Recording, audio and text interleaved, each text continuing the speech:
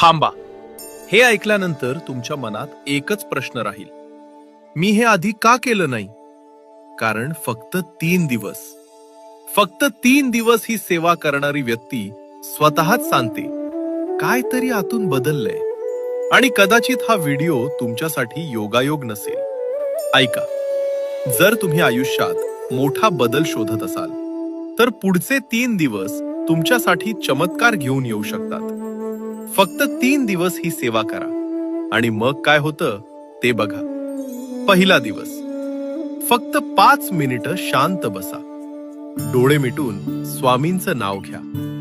जे काही प्रॉब्लेम आहेत ते मनात आणा आणि हळूच म्हणा, स्वामी मला मार्ग दाखवा. दुसरा दिवस, आज एक छोटं पण शक्तिशाली काम करा.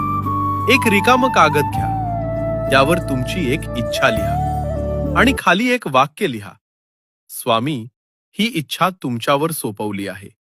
तो कागद स्वामींच्या फोटो समोर ठेवा.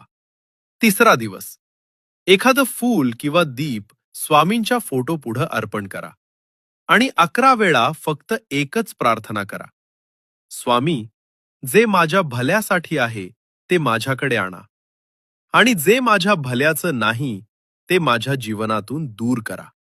बस एवढंच. 3 दिवस, 5 मिनिटं ध्यान, एक इच्छा स्वामींवर सोपवणं, 11 प्रार्थना. लोक वर्षानुवर्ष बदल शोधतात आणि इथे फक्त 3 दिवसात बदल जाणवू शकतो. हे योगायोग नाहीये.